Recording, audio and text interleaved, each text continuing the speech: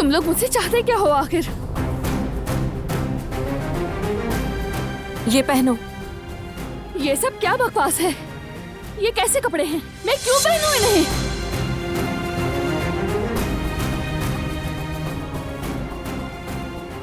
कुछ तो बोलो, क्यों कर रहे हो ऐसा? मेरे घर वाले बारान वो ठीक तो है ना? कुछ हुआ तो नहीं ना उन्हें?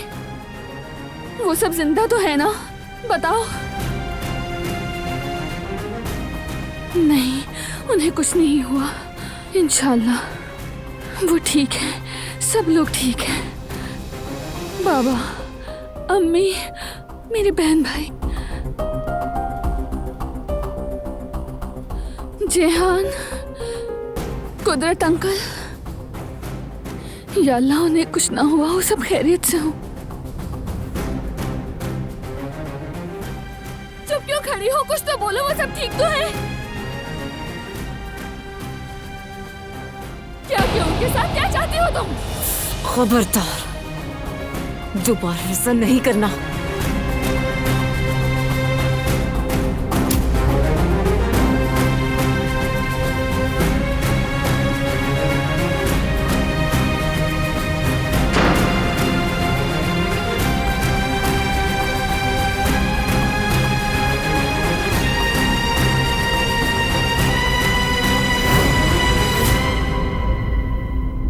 ये जो तुम कह रही हो उस पर मुझे यकीन नहीं होगा।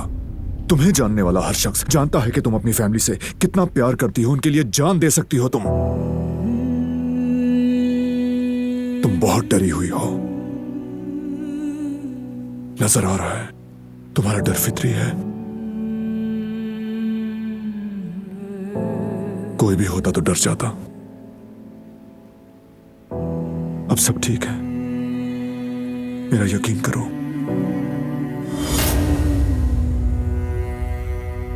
मुझे किस चीज का डर होगा? मैंने तुमसे बदला लिया, सब कुछ एक खेल था।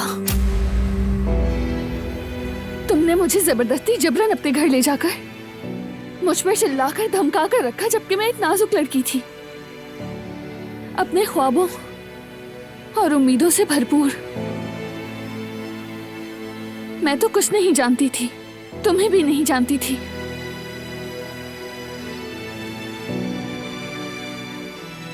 तुमने भी रहम ना किया। मैं तुम्हें भी वैसे ही दर्द देना चाहती थी, ताकि तुम भी देखो कि किसी के ख्वाब छिन जाने का मतलब क्या होता है। तुमने मुझसे मोहब्बत की, मैंने कहा ठीक है, मुझे मकसद मिल गया, अब मैं अपनी राह पर जा सकती हूँ। और मैं चली गई।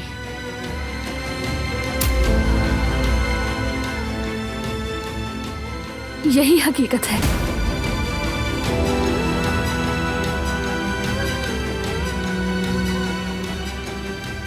मैं बहुत खुश हूँ सबीहा साहिबा के साथ, सुकून में थी, अपनी जिंदगी से मुतमईन थी। अब अगर तुम मुझे वापस ले भी जाओ तो मैं चाहूंगी कि मैं इस पुरसुकून जिंदगी को वहीं से दोबारा शुरू करूं।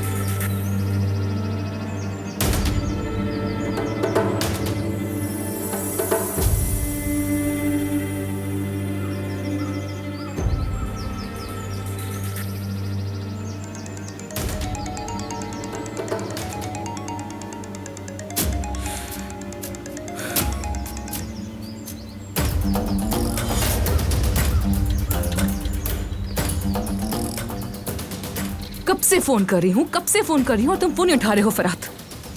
दिलाल मिल गई और तुमने मुझे खबर ही नहीं दी। तुमसे कांटेक्ट नहीं हुआ तो तुम्हारे बाबा को फोन कर दिया, उन्होंने बताया। क्यों?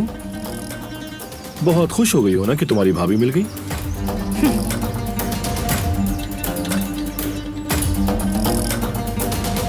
वो कहानियां अधूरी जो न हो सकेगी पूरी, उन्हें मैं भी क्यों सुनाऊं, उन्हें तुम भी क्यों सुनाओ।